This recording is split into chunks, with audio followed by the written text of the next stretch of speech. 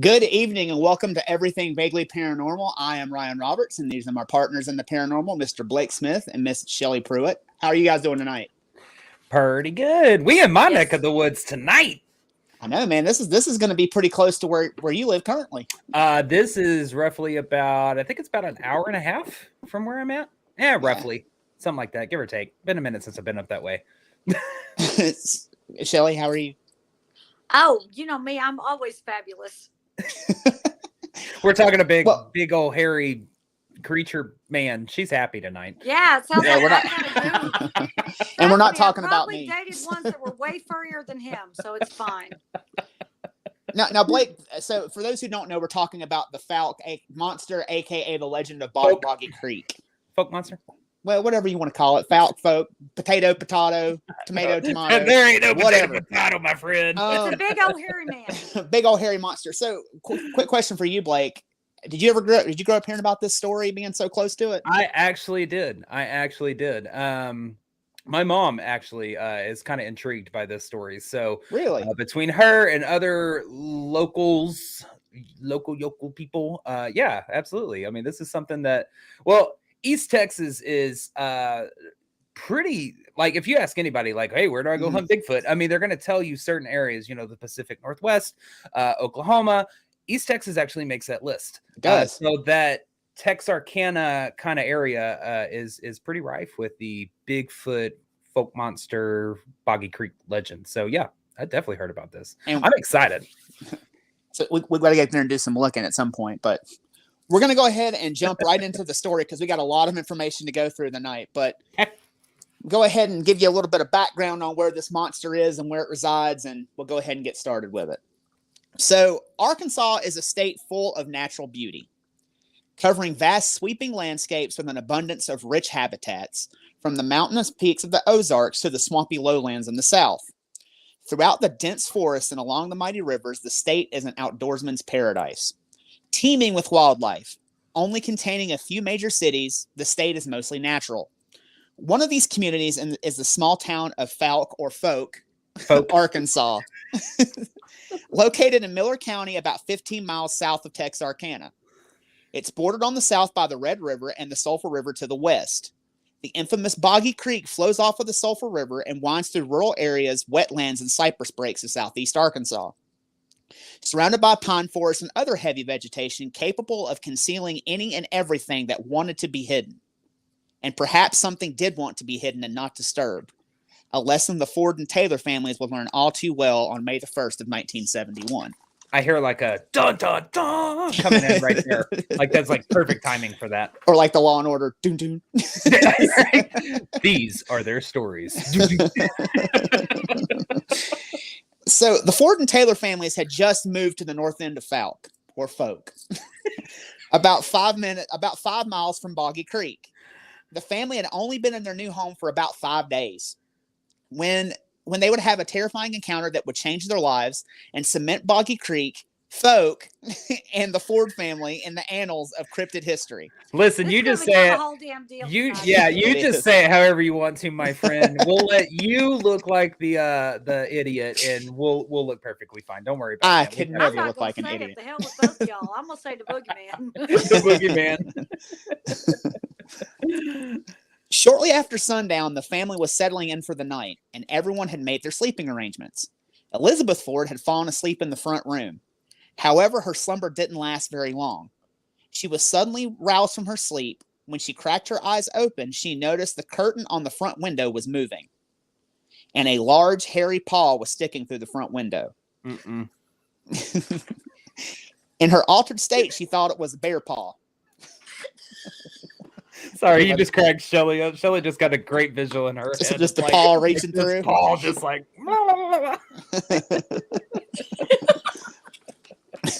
He'd have drawn back a damn nub if that had been me. You ain't lying. Listen, this telling me brave in this area. I mean, there's guns sitting in living rooms in this area. This creature's brave. That is one thing about this monster. Before we continue, that I will say, this thing is very brave. Normally you hear about Bigfoot just kind of being seen and wanting to get away from people. Right. Not this one. This one wants to come after you. Yep. So, in her altered state, she thought it was a bear paw. But as she continued to wake up, her bleary eyes began to focus. And that's when she came to the very uncomfortable realization that it wasn't a bear paw in the window. It was a big old hairy hand. Something had reached in the window and was trying to get into the house. And that something was massive and furry with glowing red eyes like coals. Elizabeth screamed at the top of her lungs, alerting the men of the house to the strange intruder's presence. They sprang from their beds, grabbing their flashlights and shotguns. The men ran out the back door of the home and spotted the creature with their lights. There in the yard, they saw a bipedal creature about 7 foot tall and covered in hair. The fearful men shot the monster before them and made it leave, and ran inside to call the law. They called Constable Ernest Walraven to come out to the residence. The constable responded to the scene and found the frightened family, huddling in the house with guns at the ready should the monster decide to return. We're not going to make it through this, are we, Shelley? You're barely holding on by a thread tonight, girl. What the deal? All I'm thinking is call the law. Got a hairy hand in my window. There's a hairy hand in my window. Somebody call There's it. a hairy hand in my window. Call the law. So I got gremlins and my light just went out. Oh, God. But In my head is so much fun because I've got the whole thing playing. It's like my eyes crack open and I realize it's a big old hairy hand. now, the constable listened to them tell their story about what they saw. And although he didn't see anything, the family seemed quite shaken. So he lent the Ford family an extra shotgun and a big old powerful light he had just laying around. That way they could see the thing coming and more effectively defend their homestead should it decide to come back.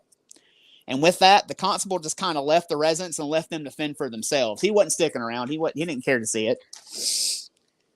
Now, the men went outside and got on the porch and waited for the thing to come back. Still terrified and trigger happy, the men tried to make sense of what they had seen. But they didn't have to wait long, and they didn't have long to think about it. Because they spotted it again, and it was coming back towards the house. The men opened fire on the hulking anomaly, and they thought that they struck it and watched it fall in the yard. Although that may not have been the case, as they would soon find out. The men ventured out into the yard to investigate and see if they did in fact drop the monster where it stood. But as they were investigating, they heard the women in the house scream. Bobby Ford took off towards the house to check out and see what was going on with the women. As he got to the porch, you just wait. As he got to the porch to ascend the stairs, he was suddenly grabbed from behind by a big hairy arm.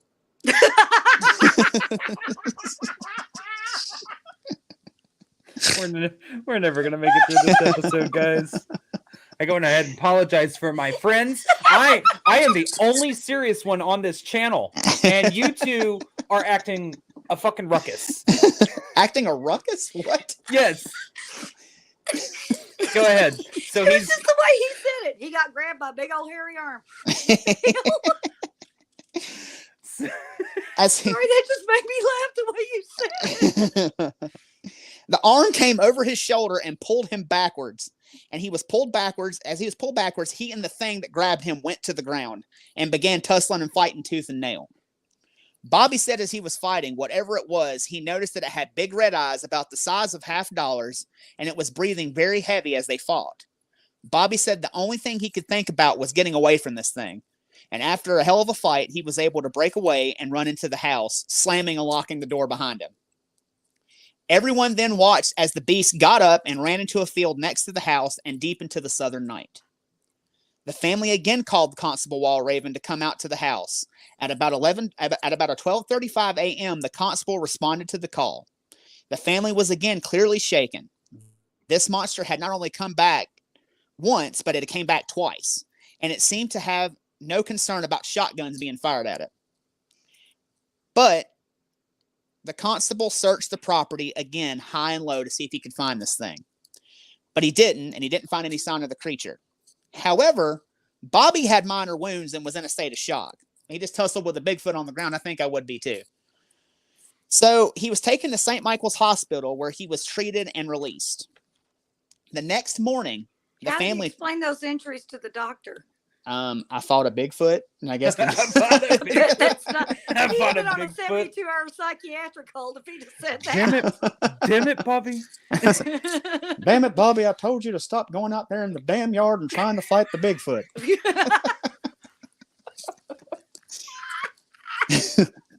How many times I y'all. got to tell you, boy? Yo, we are barely 12 minutes into this son of a bitch. We got a long way to go. Oh God. All right, go ahead, Ryan. I'm gonna powder my nose, literally. Y'all are making me sweat. The next morning, the family checked the property for signs of the creature, and they searched. As they searched the grounds, they found several things amiss. They found pieces of metal around the bottom of the house that had been ripped away from the structure. They also found window damage and scratches on the front porch. The soil around the house had been disturbed, and in the soil, they found footprints the monster had left behind. While the story didn't mention the length of the tracks, it did say that the tracks seemed to have 3 toes, which was completely unusual for any known bipedal creature. The Ford family didn't stick around long after this. Not wanting to run into the vile creature ever again, they packed up and left Fouke. The monster had The monster had scared them off and was in hiding for now, but it wouldn't be long before it showed itself again.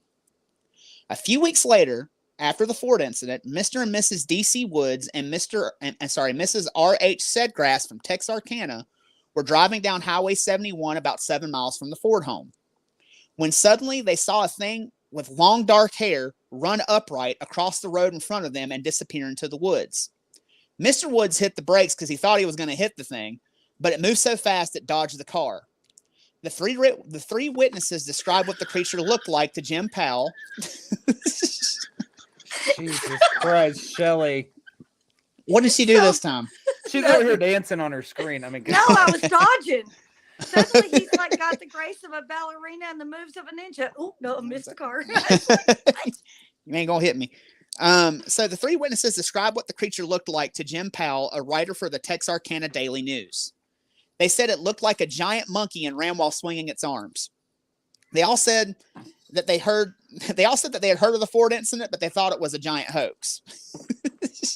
However, damn, I'm sorry, Ryan. We are just butchering your story. I'm sorry. We Oh, love no, you, it's man. okay. You were doing such a good job at describing it that you were putting those pictures right in my head. Yes, And yes. I can't help but react to them. I mean, it is funny. There's a giant monkey running around Arkansas somewhere. So With its arms over its head. with its arms over its head, With ripping magic people off of ninja porches. moves, dodging This cars. is- Yeah. This is a legit case, you guys. Let's get serious. When are we ever serious? Whatever, Yeah, teacher. right. Why don't you step out of the room for a minute and I'll watch what kind of hell goes on. Well, so everyone that was in that car said they had heard of the Ford incident, but thought it was a big hoax. However, after the encounter, they were convinced that it was real. And Mrs. Sedgrass said to Powell, "Some people don't think that there's anything to this monster business, but I do." People in the surrounding community knew the Woods and they knew the Powells, and they knew they were no nonsense kind of people. Sorry, not the Powells, the Sedgrasses. And they were the type of, if they said it happened, it happened. They were honest, hardworking, and they weren't liars. Miller County Sheriff Leslie Gregg said at the time, "I know those people. They are very reliable and truthful. And I don't know what they saw, but I do believe that they saw something." 2 families had now encountered this beast. Clearly, there was something lurking out in the river bottoms, and the top lawman in the county had just rubber stamped it. Many residents were now more cautious at night, hoping they wouldn't run into whatever was stalking the back roads and creeks of Miller County. But on June the 2nd, the residents of Oak Street in Texarkana would do just that. On the evening of June the 2nd, police responded to an incident. They got a call saying that 3 individuals had encountered a, quote, tall, hairy creature with red eyes. When the police responded, they found a rattled Gloria Dean Ritchie. She told the police she had saw a creature squatting on the embankment across the street from her house in Texarkana on Oak Street. I mean, I don't know what he was doing squatting, but he was squatting over there. Stop it, Shelly. Stop it, Shelly. Stop it, Shelly. They said they heard something walking in the tall weeds by the road, so they got out a flashlight and pointed it into the direction of the sound. And there in the beam, they spotted the creature. Ritchie said it was real tall and real hairy and had red eyes. As the light hit it, their dogs began barking. And it seemed to startle the creature, so it took off into the woods, moving faster than any man could. 2 of the other witnesses with her, Junior Goodman and Jerry Smallwood, yeah, it is Smallwood, ran inside and grabbed their shotguns. And they gave to their small shotguns. Ran inside and grabbed their shotguns. and gave chase into the woods, but couldn't find a trace of the creature. Not knowing what else to do, they called the police. The police came out and interviewed the trio and searched for the beast, and they also came up empty-handed. The monster had again eluded capture. How the fuck have we made it almost 2 years on this podcast? Squatting Sasquatch. Oh, God. Can you come out here and check it, Constable? I got something out here shitting on my lawn, and it's a little bigger than the next door neighbor's Doberman. That's all I have in my head. Squatting on their yard. It's like, can you come out here and check this out? Can you come out here and check this out? Does a Sasquatch shit in the woods? Apparently, I'm looking at one. I think so, my friend. I think so. So the citizenry of Miller County were on edge. They didn't know when or where the monster would rear its ugly head again. And on the afternoon of June the 9th, Yother Kennedy was planting his soybean field. He said he heard strange noises coming from the underbrush near where he was plowing. Having read the stories of the local creature sightings in the paper, and being near the South Fork of Boggy Creek, he became a little uneasy and grabbed his rifle. He kept it with him as he finished plowing, not chancing being caught off guard by the fiend lurking in the forest. He finished plowing his field without incident and left it till Sunday morning. When he would return Sunday, he would find something that would blow his mind. On Sunday, June the 13th, Yother was walking his soybean field and checking his crop when he discovered several footprints in the freshly plowed dirt. They traveled about 150 yards across his field before disappearing into the woods. The tracks appeared to be made by a bipedal creature, and they were 13 and a half inches long by 4.5 inches wide with a stride of 5.7. I'm sorry, a stride of 57 inches. Damn. And this thing is like moving. Damn. They appeared to be that of a three-toed animal, just like the tracks found on the Ford property. Sheriff Leslie Greer, Constable Walraven, Sheriff H.L. Phillips, and local game warden Carl Galen were all summoned out to the farm. They came out to investigate the origin of the tracks, and much to their chagrin, they didn't know what to make of it. None of them had ever seen anything like these tracks, and soon the tracks reached several of the locals, and curious onlookers came to get a look for themselves. While law enforcement made plaster casts and dispersed the crowds, town officials knew they had a mystery on their hands. Excuse me. Dinner's talking to me. So these tracks are 57 inches apart. Well, 6 inches is 5 feet, correct? Yeah. Okay. 6 inches is what? 60 inches is 5 feet. So I don't know. Maybe this thing was running, maybe bounding through the field. That's the only thing I can figure. That's a long stride. How long do your legs have to be to make each step 5 feet in length? I'm 5'2". You got to step the length of my. I'm almost 5'2". You got to basically step almost the length of my entire. Well, okay. I'm just wondering. I mean, it may not be walking though. I mean, that's the thing. It may not just it could be running. It could be kind of jogging or running or something like that. You're gonna have a longer stride at that point. But yeah, 57 inches still. I mean, that's silly. That's you laying on the ground and from head to foot. I mean, that's the stride that this thing's taken. But think about too, like, and the only reference I have for like 7 foot is someone like Shaq or like the Big Show from wrestling or something like that. Right. If you watch them walk, just think about how long their legs are, how long their stride would be as they walked. So that's entirely possible. Thank you in the comments. They said an average person has a 3 foot stride. Okay. So average person. That's somebody with longer legs than me. But I'm about average. I'm around 5'7". So okay, maybe I'm a little short for a guy. Whatever. Anyways, so that'd be somewhere around my size for a 3 foot. So we're talking about another 2 foot. I don't know what the hell the ratio is. I failed math in high school. Math so is not my strong suit. I'm not going to try and do the comparison of how tall this thing needs to be. But I would say kind of what they were saying, around 7 foot or something like that. I mean, I would think. That's a big ass stride, though. Do you know if there are listeners are smart? Do you know if there are prints or casts of those? They said they made casts, but I never saw anything. I mean, it could just be in an evidence locker somewhere. Gotcha. Kind of like how when we covered the Lizard Man, where that one cast was made, but that wasn't. The Lizard Man. Oh, the Lizard Man. So like no pictures or anything like that. I didn't see any. Okay. But I mean, it doesn't mean that they don't exist. There probably are some out there, but I didn't see any. Gotcha. Okay. So the town officials knew they had a mystery on their hands at this point. and the monster wasted no time showing up in the paper after the prints were found. On June the 16th, more of the Thing's exploits hit the media. It was reported that in the early morning hours of the previous day, Al Williams and A.L. Tipton were a quarter mile from the other soybean field, where the monster had previously left its footprints. The two were on a gravel road when an animal matching the description of the beast ran across the road in front of their car. But this time, this one was only 3 to 4 foot tall. A far cry from the 7 foot tall behemoth everyone else had seen. It's a squatchling. It's a squatchling. Baby squatch. It's a squatch goblin. I believe there are squatchlings out there. Oh, I'm sure there has to be. If you have Sasquatch and Bigfoot, you got to have squatchlings and small feet. So you have to. Small feets. Small feets. So nonetheless, the two swore the thing looked like a large ape. And people began to speculate, were there more out there? Is this thing reproducing? Is this a small one that was reported one of its offspring? You know, and weirdly enough, that is the only report that I saw of a smaller one. Everything else says they're like 7 to 8 foot tall. So there could have been a squatchling out there, but no one else ever saw any of those.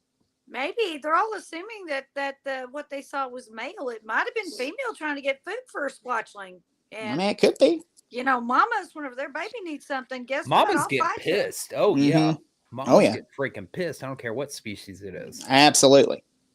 So by now, the articles and reports about the monster began to pick up steam. Papers all over the state began running stories about the strange sightings, and then radio station KAAY out of Little Rock, Arkansas, offered $1,090 for the monster's capture. On top of that, a local man named Raymond Scoggins offered a bounty of $200 for the monster's capture. The allure of cold hard cash was too great, and soon would-be monster hunters stormed the area. The forest, rivers, creeks, and streams were crawling with people, hunting the monster for fame and fortune, and soon the police had a mess on their hands as these hunters trespassed and cut down people's fences in pursuit of the woolly menace, running amok in the countryside and causing headaches for law enforcement. But yet, the monster eluded them and remained hidden, and people continued to flock to the area, most of them curious about the beast, while outsiders with dollar signs in their eyes hunted it. Other people in town sought to make a quick buck as well. A local 15-year-old named Perry Simmons seized his opportunity. He knew the Ford's house sat empty as the family had packed up and left Fouke in the dust. Also, his stepfather was the landlord, and so he was privy to kind of what was going on over at the Ford place. As throngs of people showed up in town, Perry set up shop outside of the Ford house and began offering tours for $1. And I like this guy. He's like, I'm going to make my fortune another way. Screw the $1,090. You did say Ford house, right? Ford house, yes, for $1. Okay, what I heard was he set up outside the whorehouse. The whorehouse. I took a tour of the whorehouse for $1, guys. That is a steal. If you come across it, don't go in because I'm sure it's STDs abound. I'm just gonna. You can get something Ajax can't take off. Just a tour can't hurt you, right? For a buck. You never know. If you tour, you never know. You think never you'll be all right. know. Just don't lean on any of the walls or anything. You'll be okay. Don't touch nothing. So the Ford house. House. Gotcha. Okay, got it. And in no time, cars lined up along the street, just waiting to catch a glimpse of the house that sparked the frenzy. Perry made himself a nice little chunk of change, but couldn't be there all the time, and more people showed up to the property. And some of these people took it upon themselves to enter the Ford home. So Mr. Perry had to install a barbed wire fence to keep people out. But the barbed wire only made it more spooky and added to the ambience of the scene. So more people came by to get a look. Of course. The town was being completely overrun, and as much as the residents didn't want it, the region's attention was on Fouke and its monster. I'm sorry, somebody in the comments just said the Boggy Monster VD.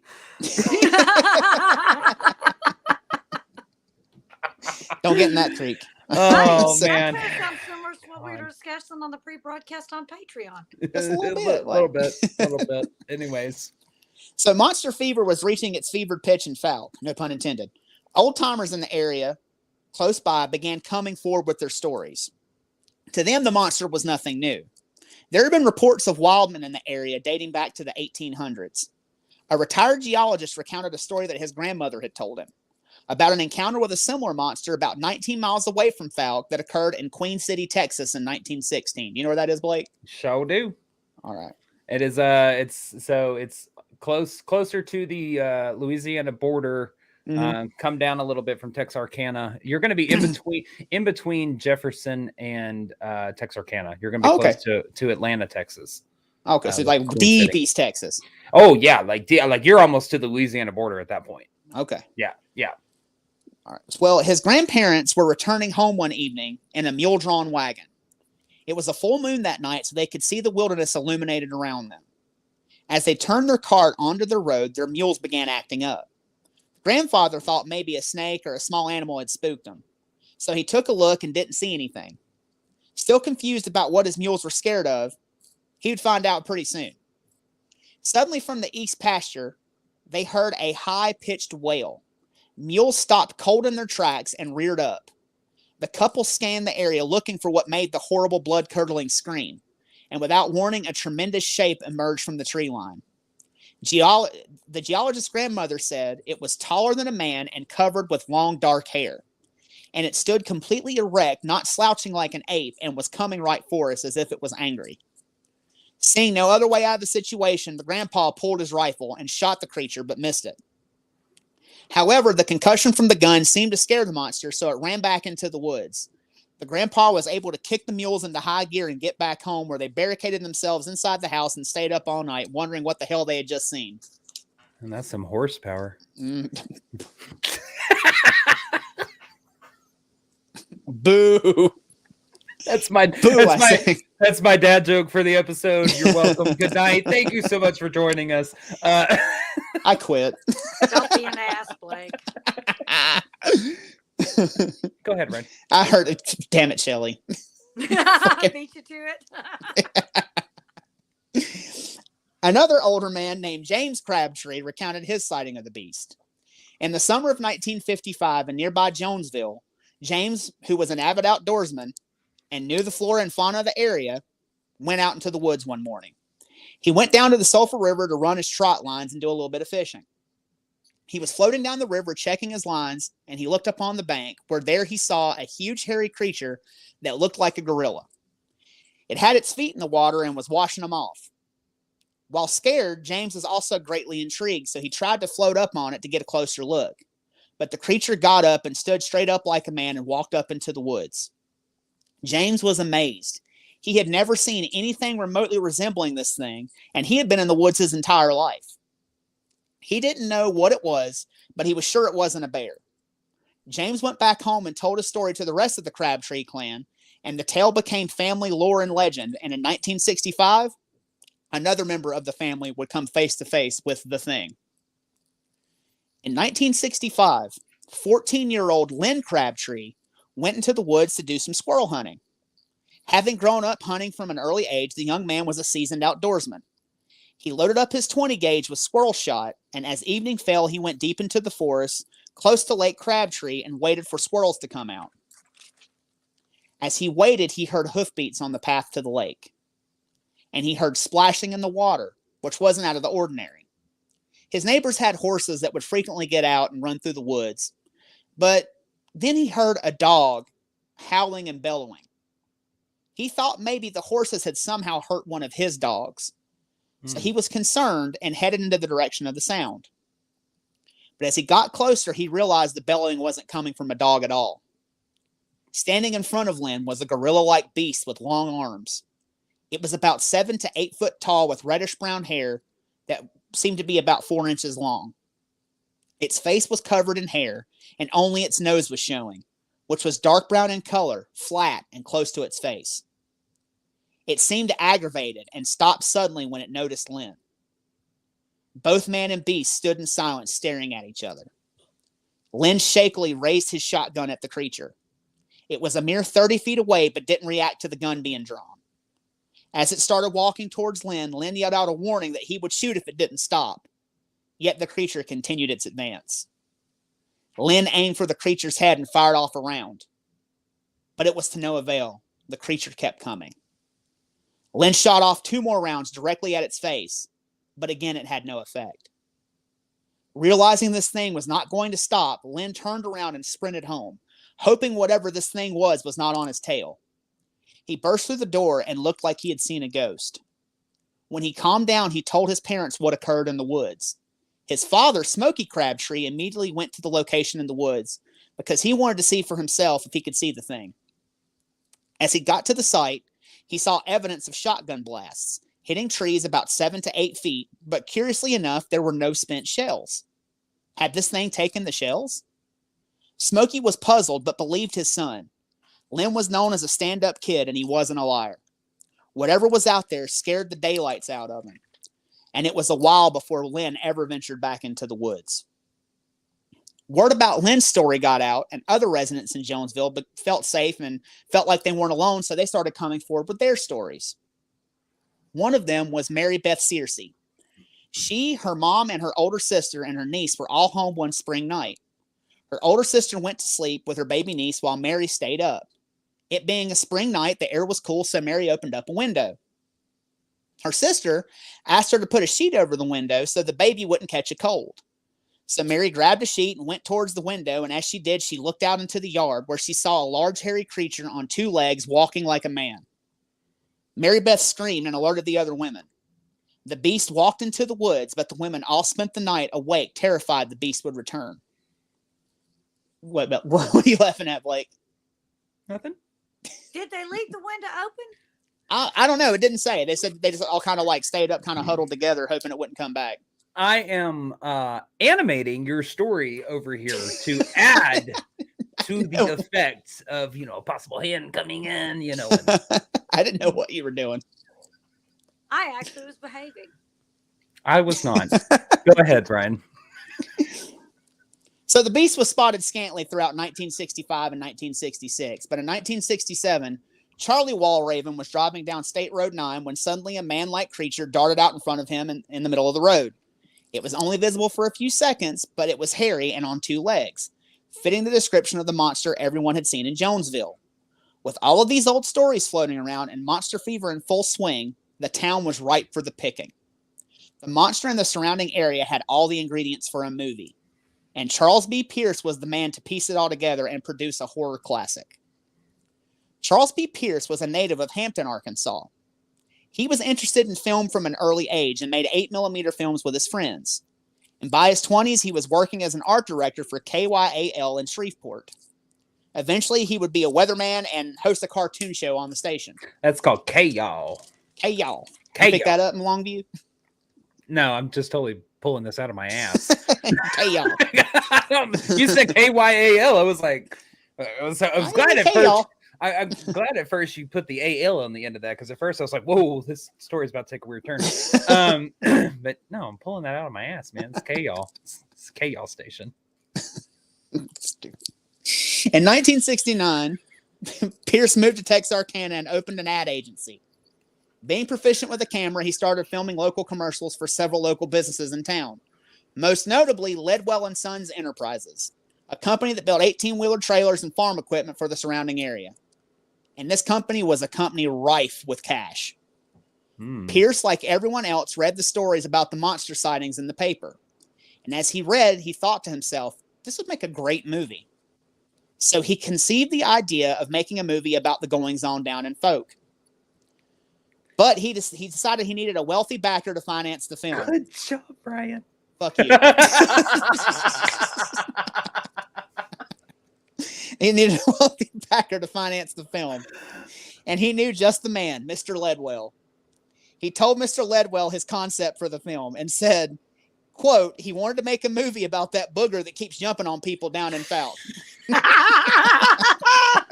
You know what? For this area, that sounds exactly right. I'm still thinking about that geologist guy who's like, my mama told me there was this big old thing came out of the woods. It's a booger. I'm just that kid is what's. It's a booger. Something that's a word I haven't heard used to describe like a haunt or like a creature in a long time. All the old folk used to call them boogers. That's a booger. When we were growing up. Yeah, my mother used to tell me, go to sleep or the boogers will get you. Oh, I agree. Yeah, I grew up with that word being used a lot. To this day, I will talk to my Meemaw on the phone. She'll be like, you still out there hunting boogers? Yeah. He's picking a few too. If nobody's looking. Yeah, big juicy ones. Yeah, Brian. So at first, Mr. Ledwell was reluctant to back the movie, but eventually he relented and put up the money, so Pierce went to work immediately. Is Blake okay? Did he die? He'll be fine. Continue on with your favorite story. He set out to scouting different locations for filming and looking for residents willing to speak about their monster sightings on camera. But initially, he received pushback from the locals because no one wanted to talk and just wanted to be left alone. That is until he met Smokey Crabtree. Smokey was able to get him in touch with locals who did want to be on camera and was able to guide Pierce through the tangle of local waterways so Pierce could get establishing shots for the film. Eventually, with Crabtree's help, Pierce had enough residents to round out the film's narrative and have them appear on camera. The movie was part documentary and part dramatization, with many townspeople playing themselves and others acting as film crew. It seems as if many of the townspeople were drawn in by a chance of stardom, when previously they wanted nothing to do with the monster, and the outsiders it was bringing into their little slice of paradise. But nonetheless, it was a group effort, and they made an iconic horror movie, known as The Legend of Boggy Creek. Once the movie was finished, Pierce had to find distribution. He called around to several Hollywood studios, but when he pitched them a movie about an Arkansas Bigfoot, the studio execs laughed at him and hung up. So he convinced Mr. Ledwell to give him an additional $3,500. He took that $3,500 and rented the abandoned Paramount Theater in downtown Texarkana, and on August 18th, 1972, The Legend of Boggy Creek premiered. People could not get enough of this movie. Everywhere it went, it sold out, and soon Hollywood was calling Pierce to get distribution rights for it. The Legend of Boggy Creek went on to gross $25 million and became a legendary staple of B horror movies. I was going to say, it's such a B horror movie. It's unreal. Totally. It totally is. But watch it. Seriously, watch it. Like, yes. Yeah. It is interesting. And for how much did the whole thing cost? $3,500 for distribution. What he got? $5,000 total to make it. Hold on, I have to go back in my notes and see how much he got. It was like around 10. 10,000 for the whole. Yeah, it wasn't a whole lot. No, it just say basically around 10, and it made 25 million. Yeah. It is campy. It is. I mean, it's campy without trying to be campy. Oh yeah. They are actually trying to be really serious because people are calling. Hey, you know what? Up there at that picture show, you can go see Mama. She's gonna be on the big screen. Huh? She's talking. Yeah, they interviewed her. She talked to him. And the interesting thing about that movie is it actually ignited the passion, and it inspired a slew of monster hunters. I mean, people that you know today that are on podcasts, on television. I mean, you name them. Anybody who's hunting monsters has seen The Legend of Boggy Creek and loved it, and that's what ignited their passion initially. Yeah. So, the movie doing so well, it reignited Monster Mania down in Fouke. This time, more intense than ever before. The distribution of the film, with the distribution of the film, the Fouke Monster was no longer a regional sensation. The monster was nationwide. People flocked from all over the country to see the area and to hunt the monster.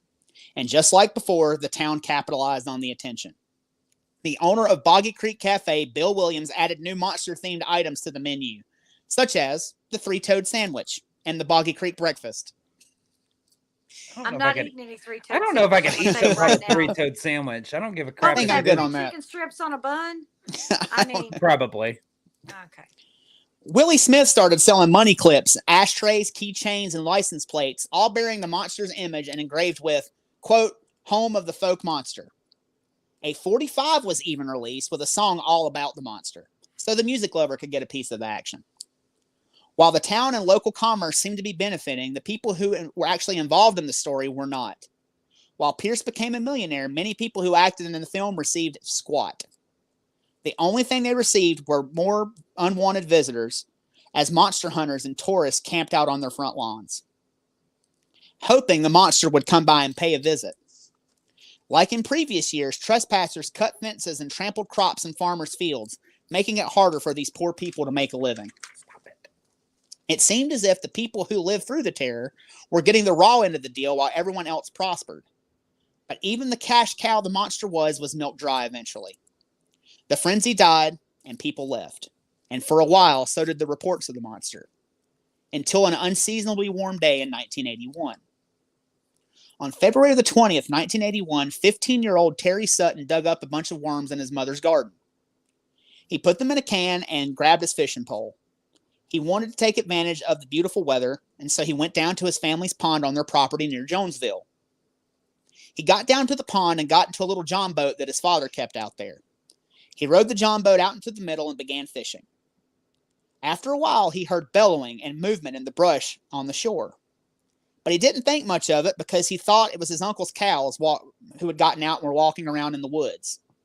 About an hour or so later, Terry decided to paddle his boat into the small cove at the other end of the pond and and see if the fish were biting over there a little bit better. But as he got closer, he began to hear rustling and crunching of leaves. Still not thinking much of the noises, he continued to paddle. But then he saw what was making the noise. It was a 6 to 7 foot tall creature covered in long black hair, standing straight up on 2 feet like a man and emitting a musky odor. Lucky for Terry, this thing had not had his back to him and hadn't seen him. So Terry sat in the boat motionless and watched as it walked away, swinging its long arms. It walked up the bank and jumped off into a gully that led directly to the creek bed of Boggy Creek. Terry seized his chance to get out of there. So he carefully paddled over to the bank, making as little noise as possible, the whole time listening to the creature strolling through the brush. But as he got out of the boat, he heard the footsteps stop. Terry froze in his tracks, listening intently, when he heard the creature start running. Terry's legs instinctively started moving and took him back home, as fast as they could carry him. When he got back home, he realized he still had his boat paddle in his hands. He hadn't even bothered to drop it in his state of panic. all I hear is, back up, Terry! Back up, Terry! Put it in reverse. Back up, Terry! Put it in reverse! Terry ran right into his dad and told him what happened.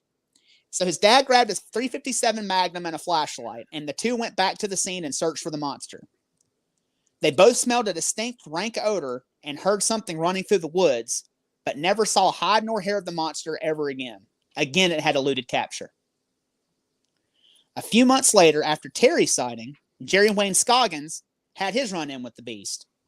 In June of 1981, Jerry Wayne went down to the Sulphur River because he had an old boat tied out there to a tree. So he went out there to check on it. He found it and made sure everything was good and was turned around to head back home when he heard a splash in the river behind him. He turned around to see a hairy man-like animal swimming across the water. It got to the bank on the other side, stood straight up on 2 legs, and walked into the woods. And with that, Terry picked up the pace and got home fairly quickly. Me too. Throughout the 80s and the beginning of the 90s, there were several brief encounters with the thing. But one incident in the early 90s really sticks out because several people saw the monster at the same time. 2 men were driving towards Shreveport down Highway 71. They were coming down from Memphis, and so they claimed to have no prior knowledge of the monster. As they drove, they said they saw, quote, some kind of ape man step out onto the road and walk out of the woods in front of them. Startled, they slowed to a stop, and as they did, the creature stopped too.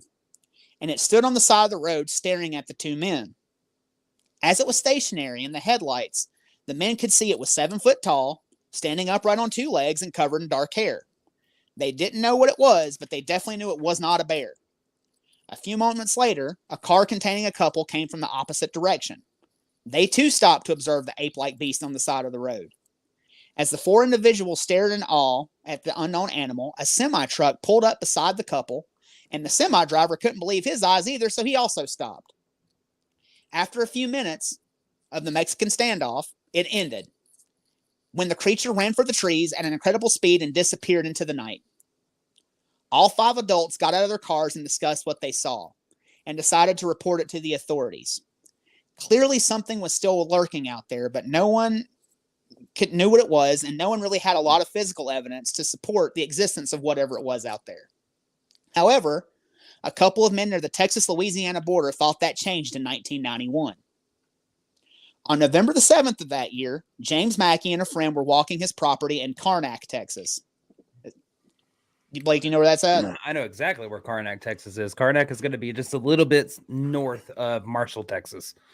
Is it pretty close to the to Queen City where they saw it back in the day?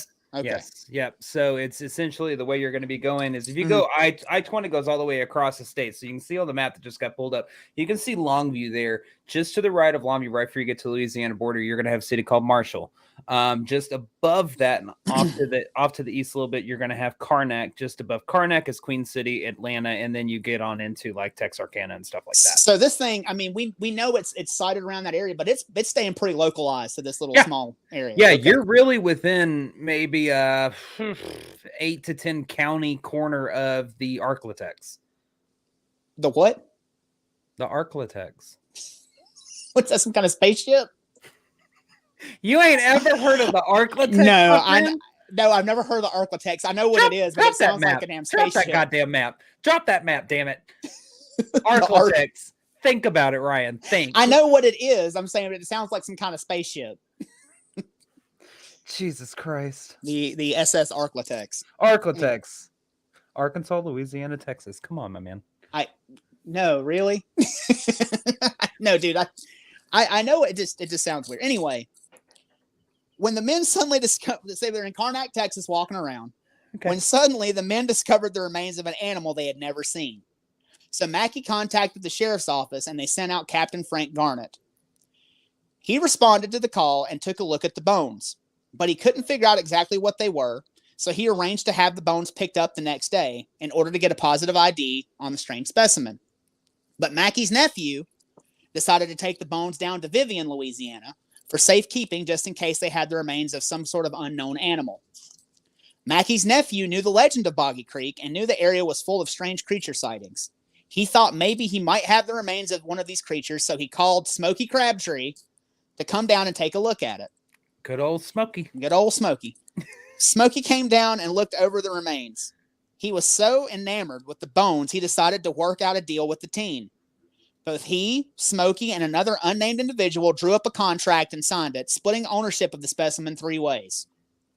Smokey thought for sure they had monster bones on their hands. So he took his new possession back to Fouke and built a glass enclosure for it. It wasn't long until the ever industrious Crabtree took his specimen to a local dance and concert he hosted every Saturday night and started charging people $3 a pop to get a look at the bones. I love this. I wonder how Smokey got his name. Smoking barbecue or smoking weed?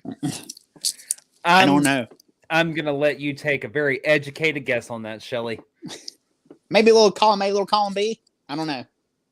Pick a side, Ryan. There goes Ryan with that goddamn column A, column B bullshit. Things are never black and white. They're gray. Word about Smokey's possession was out. So other people looking to make a quick buck began showing up to Smokey's house. He began to field many strange inquiries about his specimen. He even had people claiming to be from the Smithsonian try to take it. Now, can you imagine these two? We're from the Smithsonian. Could you give us this thing? I mean, but nobody's actually checked these bones. For all they know, he's got, giant chicken bones. He took a piece, and the other guys took a piece, and he has it. He owns it. He took the whole thing. He just got a third on the contract. So him, the teen, and another guy each own a third of this, whatever this is. However, he has the actual specimen. And currently, it's his dancing partner right now. So yes, apparently, Smokey obviously got fetishes, but hey, I ain't king shaming. Nope, no king shame here. So yeah, Smokey. So he had these guys from the Smithsonian, quote unquote, try to take it, and Smokey dispatched them rather quickly. Then 2 men showed up claiming they owned the bones, but Smokey knew it was BS because he had a contract. So they left without the skeleton as well.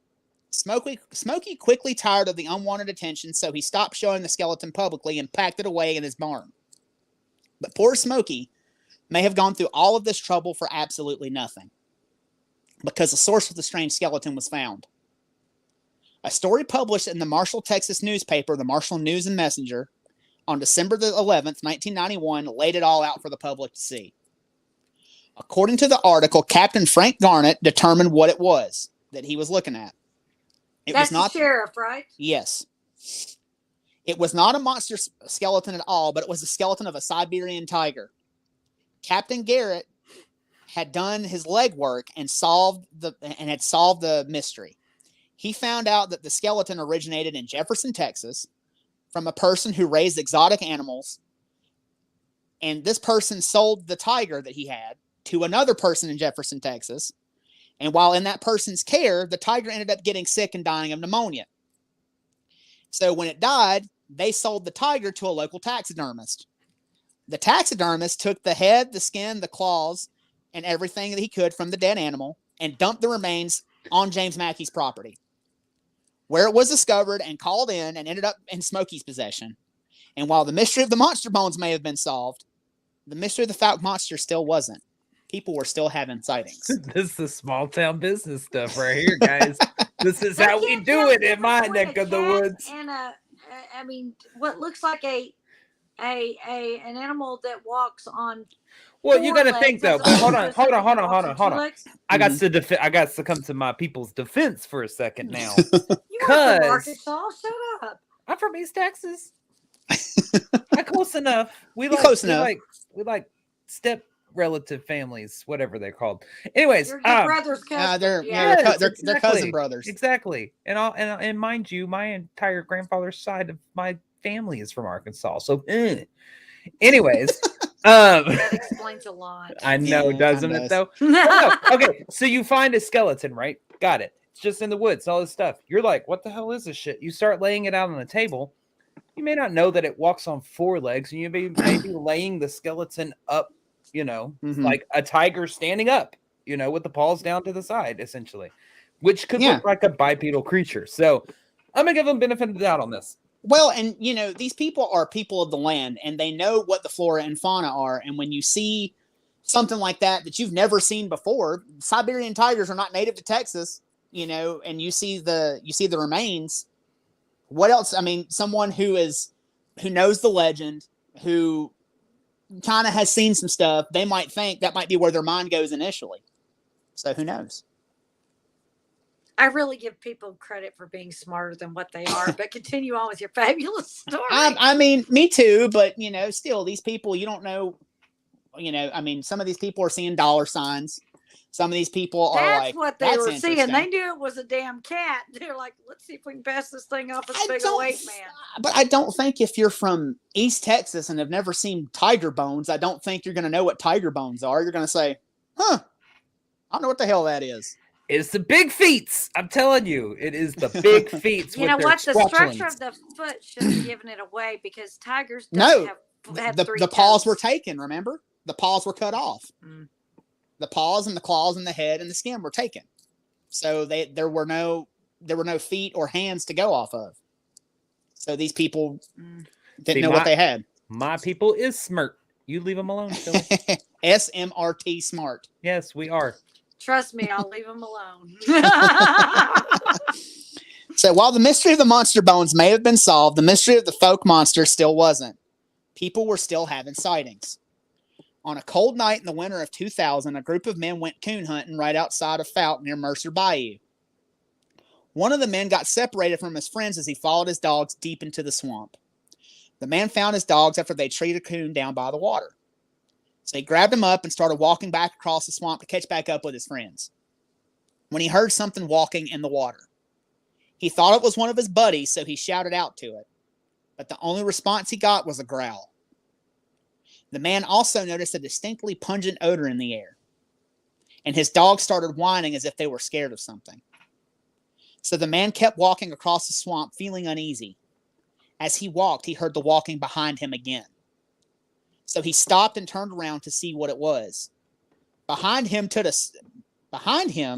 stood a tall, hairy, ape-like creature with rusty brown fur. It hissed at him, with its gorilla-like hand, reached down and splashed water at him. Get on out of here, get.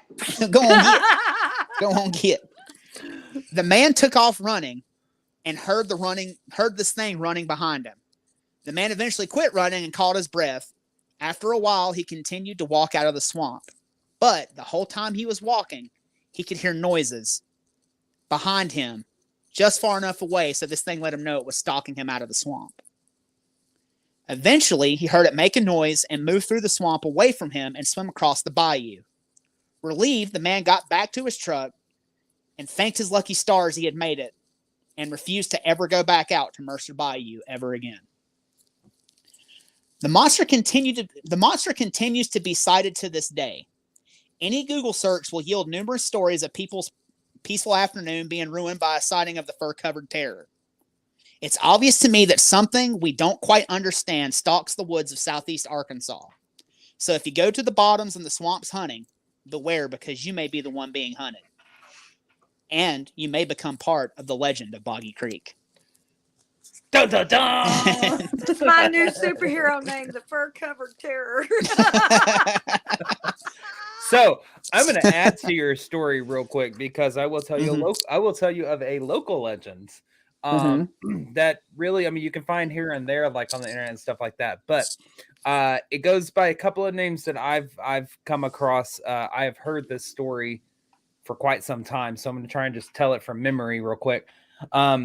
It's known as the Beast of Karnak, the Beast of Karnak Highway, or the Beast of Highway 59. Because whenever you're going north on Highway 59 out of Marshall, there's a highway that goes towards Karnak. That's the exit that you take to get towards Karnak. It's been spotted on these two roads, Highway 59 and the Karnak Highway.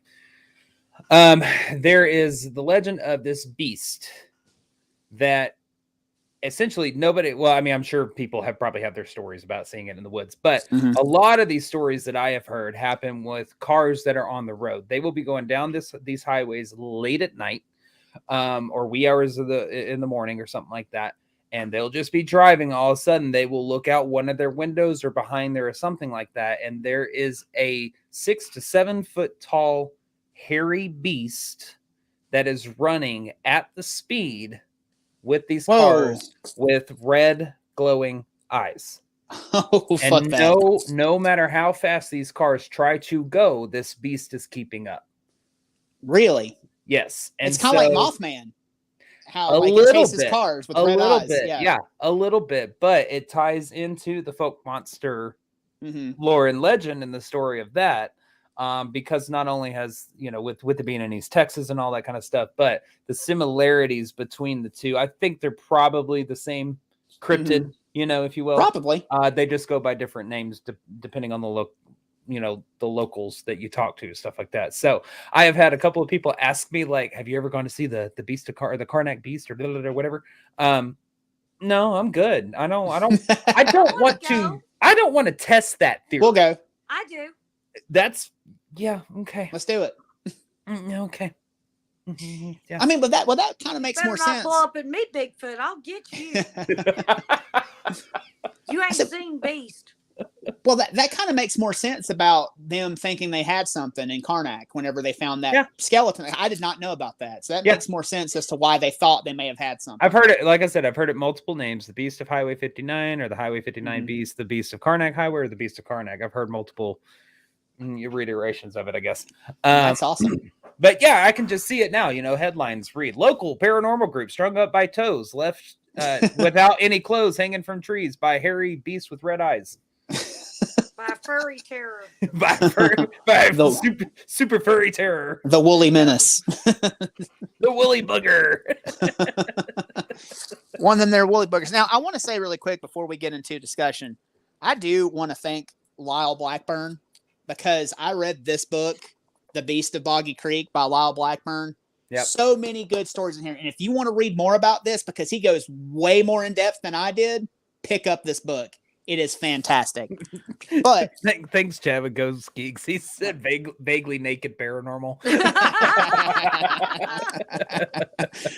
But what do y'all think it was? Do y'all think that there's actually something out there roaming around, or do you think that it's listen? I am a believer in the Bigfoot / Sasquatch / small feets and squatchlings. I believe in all of it.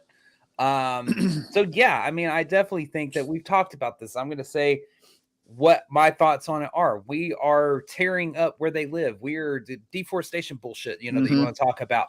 We are ripping apart their environments and we are forcing them out to where we are. That's my belief on it. It's interdimensional, Ryan. You and I could argue that shit all day. Yeah. But yes, I absolutely believe that there is something roaming around because there's too many people who are willing to put their lives on the line that Mhm. are good people, and all that you hear from that, they would never lie, they're this or that. Mhm. I just don't think that these people here, we're talking about my area. I was born and Yeah. raised here. These really are good people. You know what I'm saying? Absolutely. Like when you're a farmer out in this area and you're saying something like that, you really are putting a lot on the line. I mean, with your livelihood, with your family, with your sanity, there's people out here that do some crazy shit to you. Ain't gonna lie, for just believing in some of this shit. But Mhm. yeah, I totally believe there's something roaming around like that. That is, squatchlings, big feet, small feet, squatch feet, I mean, whatever. I'm Boggy with you. Creek, Boggy Creek, boggy feet. Boggy I don't Fork. know. I don't know. I'm with you on that too. Like you were saying, there's a lot of people who are putting their reputation and their livelihood on the line, who are coming forward saying, "Hey, I saw this thing." Yeah. And I don't think that's anything any of them do lightly. I don't, and these people are not people who are making up shit just for fun, because they got work to do and they got a reputation to uphold, especially in a small town. I'm with you 100%. And I do think there's something out there roaming around. What it is, I don't know. I mean, clearly all these people have described, like, because if you read a lot of cryptid sightings, there's people who will see something similar, but it varies depending on like height and what, like, behavior and everything. Right. But I mean, with this, everybody describes 6 to 7 foot, 4 inches long hair. Only a few people describe the musky odor, but they all have the same characteristics. Every single story gets up on 2 legs and walks into the woods. And then you also have the aggressive ones that I don't want to mess with myself. If they're going to come after me, I mean, that thing could probably snap you in half like a toothpick. See, and this is why I leave my windows closed at night, and I do not hang my feet off my bed. I don't need some big hairy hand coming at me bullshit. No. Let me pose this question to you though, Blake, really quick. Okay. Because you were talking about arguing with me about it being interdimensional. How do you explain it being shot at and being like getting direct hits with bullets, and it continues to come at people, and then you see evidence of the gunshots with the one kid, with the Crabtree kid, who said he shot at point blank range. He knows he hit it 3 times, but it keeps coming. Do you think that maybe, I mean, it's not impervious to bullets, I don't think. What do you think about that? Black holes. I mean, I don't know. Here's my thing. We don't know, because we haven't captured one. You know what I'm saying? I mean, and I hate to say that, because on most of these podcast episodes, when it's like, and then they went into, you had a really weird dust orb fly right in front of you, and it caught me off guard. Sorry, Ryan. Interesting. All right. Very weird. Anyways, I say dust orb because it was a dust orb. It was a dust orb. Totally forgot where I was going with that. Anyways, yeah, we've never captured one before. I hope we don't. I hate whenever people are like, "Oh, I'm so curious. We have to capture it. We're going to keep it captive. We're going to test on it. We're going to do this. We're going to do that." No, just leave it alone. If you see it, just leave it alone. Don't shoot it. It's just trying to survive like we are. I mean, if it's coming at you like that, though, if you got to defend yourself. If it's coming at you, yeah, by all means. Make it fair and toss it again too. But how do we not know that just like that'll distract you long enough, you can just run away, and then no shots have to be fired. But see, that's the thing. It's going to depend on the size of the bullets and stuff like that. I mean, you have certain named guns, let's say, to get through certain types of skin for different animals. If you're planning on hunting these animals, well, maybe Sasquatch, Bigfoot, Boggy Creek Monster, all of them, maybe they have a type of skin that can't be penetrated by a normal bullet. They don't exfoliate properly. Yeah, that's the musky odor. They fucking stink. You could be, I think you could be right on that one, because remember he said he had squirrel shot loaded in his gun. Now, I have never personally shot squirrel shot. Maybe you have, and maybe you're more, you can speak on it better than I can, but I mean, if you have a larger animal coming at you, would squirrel shot at least stun it? I can't. I'm going to say. Squirrel shot will barely take down a squirrel. Squirrel looks at you and goes, "That's the best you got." So. There's your answer. Okay. I grew up too. I was in my family, it was more handguns or high-powered rifles. Okay. I mean, for like deer hunting, hog hunting, things like that. So I mean, now don't get lying. My grandmother had a double barrel shotgun that was hers, like literally Nice. hers. I have that in my closet in there. But anyways, other than that, yeah, I mainly just shot BB guns, pellet guns, handguns, and high powered rifles for hunting. So High that's really powered. about it. Yeah. High powered rifle. high powered rifles. So there's your answer for the squirrel Okay. shot from Shelly. Thank you, Shelly. You're welcome. All right. So Shelly, what do you think? You know, I believe in everything. I think it's absolutely possible. And here's where my credibility line always lies. Did the people that said they saw it make money off of it? And did they find a way to monetize it? Because if they're just telling their story and truly only risking, I mean, they're risking their credibility, but if they're going to end up making money, the hell with my credibility, I can buy your house and tell you to get the hell out of town. And that always lends to me a certain amount of credibility. People Absolutely. stepped out, they took the risk, they told the story. And I did not realize that the townsfolk that were actually in the Legend of Boggy Creek movie didn't make anything off of it. I mean, they probably got like a day pay, like telling Yeah, the they story probably for got $10. Yeah. And then it goes on to make 25 million, and they never get anything after that. That was interesting. Actually, I did not know that. But I think I'll If they crab nuts or whatever his name was. Smoky crab I nuts. say it like What you're was saying. his name? Wait, Smoky crab. let me Smoky finish. crab tree. Smoky crab tree. Okay. That sounds good. Smoky crab nuts. I I don't wonder what know. that'd be like. All right, Bill, get on Maybe it. later. Smoky crab nuts. Yes, Bill. Smoky crab nuts. That's the next one. I think that he very well may have been a huckster. Just because you do a contract between three people, but I'm going to now. Did we ever know if he ever actually like split any of the money he made off showing it with his buddies? To be fair, he never saw the monster himself. Smokey has never seen the monster, but he had the specimen. He did, and he claimed it was a specimen, even though he'd never seen the monster. He seems like a total hoaxer to me. Well, his son was the one that saw it in the woods with the squirrel shot. That was his son that saw it initially. Right, but his son didn't make any money off of it. No, his son was didn't. Scared of it. No. So I think old Smokey was probably a bit of a huckster. There was also and I cut it for time because it wasn't really, but there was also another documentary, like a pseudo documentary that was made where his specimen was the centerpiece. And even after it had been pretty much known that it was just a tiger. It's a gaff. Yeah. Yeah.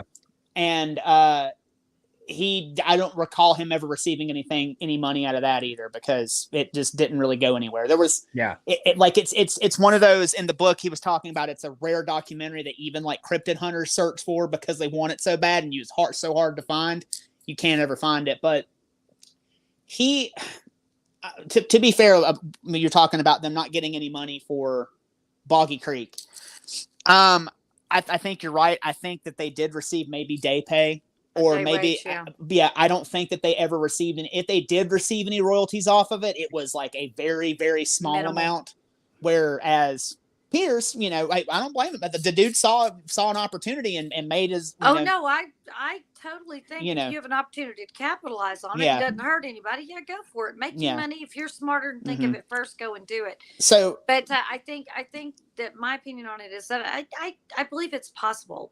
We're learning new things every day. We're finding new things. Hell, we just found out aliens are real. Somebody someday is going to walk up and go, "Hey, by the way, that furry thing out in the woods, that's real." I mean, I believe that anything and everything is possible. I think the reason why we haven't captured one is because it's like, fuck, I've been spotted, and goes interdimensional shit and all that crap and jumps in a black hole somewhere. I don't know how that works. I mean, it could. Thing. I think it hides in a cave in the woods. It could be interesting. I mean, that's maybe the reason why we haven't caught one. Is how it is interdimensional. I'm just saying. We'll have that next week. However, I think the most important point we're missing here is the capitalization on smoky crab nuts. Yes. Absolutely. Sounds delicious. Bill, get on that. I need smoky crab nuts. Smoky crab nuts by Everything Vaguely Paranormal. Taste our nuts. They're a little salty and a little sweet. Bit fishy. Maybe yours are. You said crab nuts, so they're fishy. I'm I so love how proud. Ryan always likes to explain the jokes.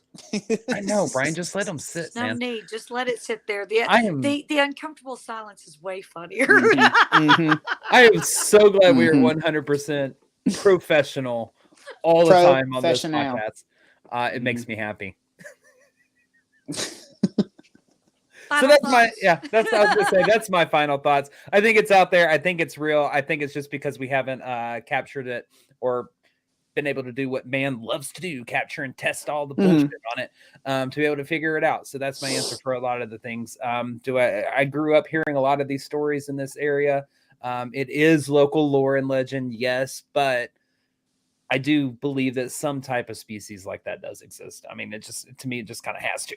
So I'm with you 100%. I think that there is something out there that we can't completely comprehend and or understand that is roaming the backwoods and the swamps out there. So just be careful if you're out there hunting or fishing. And sorry, guys, no argument tonight because I think there's absolutely something out there. And I'm going to tell you this: charge up your phone, have your cameras ready. I want a picture. Okay, bring me a picture, and after that, just leave it alone. It's kind of fun. It's kind of fun to have it that is kind of air of fun. mystery and magic and the unknown. That's what makes going out and hunting and looking fun because you never know. And you keep going back because you don't find it. Or maybe you think you see it. And I think if you're going to try and fake it, you should do it like the 1970s Loch Ness Monster that we saw or whatever decade that was. If you haven't seen that, go watch Loch Ness Monster after this. That's a good one. It's hilarious. There, that's in your head the rest of the night. So Blake, why don't you tell them everything that well, they just remember, we want pictures of the monster, not your crab nuts. So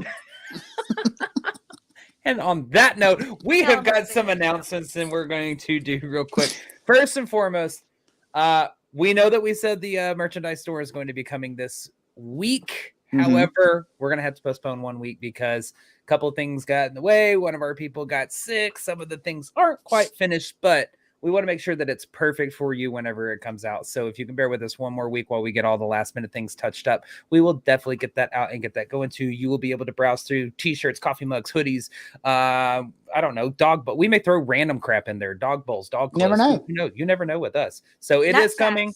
We just asked, nut sacks. You never know.